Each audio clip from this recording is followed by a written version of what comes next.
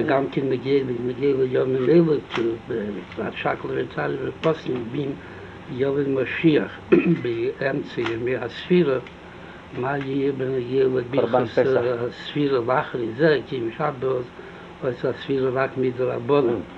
אם זהו מספיק שיהיה שורש הבסיס תמימיס, אף על פי שהתחילו רק סופר רק מדרבנן.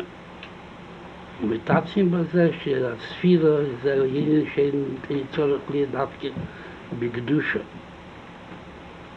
אף על פי צורך לברוכה וכו', אבל אין זה מעכב שבשביל זה לא יתקיים השורש הבסיס תמימיס.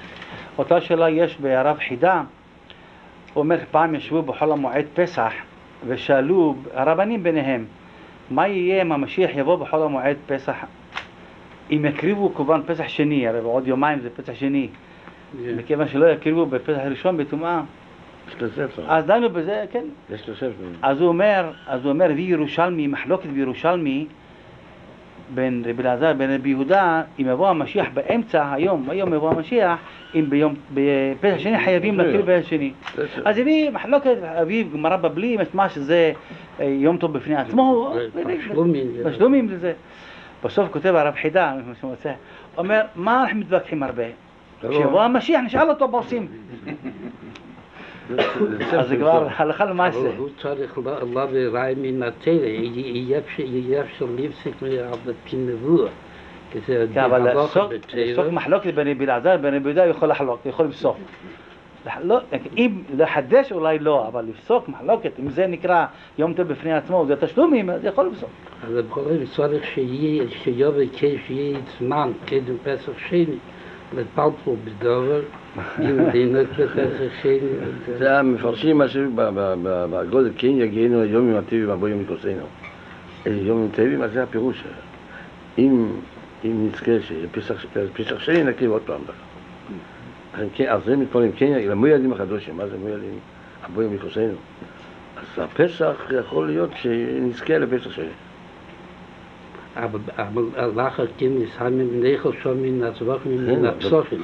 זאת אומרת שכהכוונה שהיא לאחר הפסח. פסח, אבל פסח שני. ראשון הבא. לא, אנחנו אומרים פסח ראשון שנזכה שבפסח בי"ד, ההמשך, אנחנו בניסן מתפללים שבאייר גם כן נזכה. שנזכה באייר להקריב קורבן פסח. אנחנו אומרים זה על המצה, זה אין לנו פסח. אבל התפילה היא שכן יגיענו, הבן שלנו יעזור, שבעוד חודש אנחנו נקריב את הפסח. בבין זה לא יהיה מסובר להיפך שהלוואי שיובי העניין שיהיה הפסח שני ושני זה. היות נספל פה ונגיע זה בנו, מה שאומר שיש תוספת, שם אין מחלוקת, שם רבי יהודה אומר, אם יקריבו, בתוספת כתוב בפשטוס, אם יקריבו, אם נבנה הבית, צריכים להקריב קורבן פסח. כיוון שפסח ראשון לא יקריבו, אז הם חיים פסח, למרות שלא יקריבו שלא היינו רואים, אבל פסח שני חייבים לעשות. היה לי דוד בשם הרב חוסיין צדקה, היה צדיק גדול, דוד של הרב צדקה. אז פעם אמר, אני אגיד לך פירוש, ויש על זה הרבה קושיות, אבל זה הפירוש. אנחנו אומרים בליל פסח, כשאוכלים את הכורך, אז זכר המקדש כדי לזקן, שיהיה כורחם ואוכלם בבת אחת, לקיים מה שנאמר, על מצות ומורים יאכלוהו. ככה הנוסח שלנו, וגם נוסח בגמרא, יש נוסחות אחרות. אז הוא אומר, על מצות ומורים יאכלוהו זה נוסח של פסח שני. כי בפסח ראשון נאמר פסוק אחר. זאת אומרת, זה כוסר בפסח שני. כן. אז הוא אומר, אנחנו הרי, הלל הזקן לא דיבר על פסח שני, דיבר על פסח ראשון, לשמה אנחנו אומרים כך. הוא אומר, אנחנו אומרים אחרת.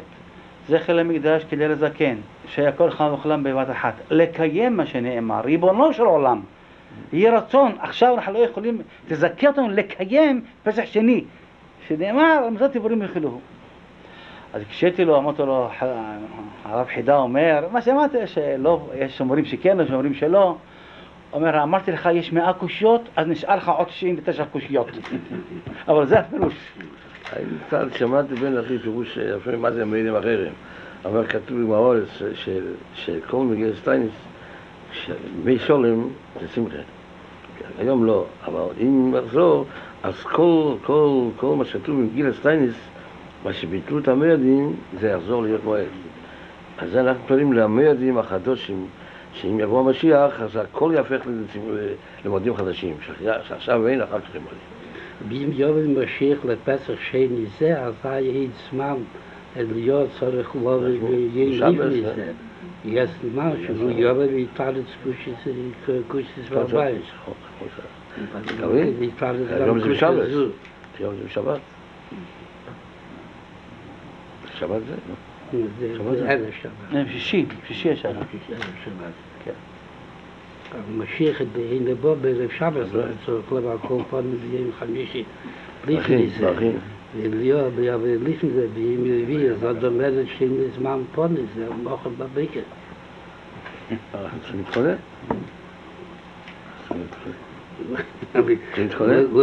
תצטרף גם כן לסבור הזו, ועדיין יש זמן כשתגיע עד בסור, ולהיות מוכר בבקר.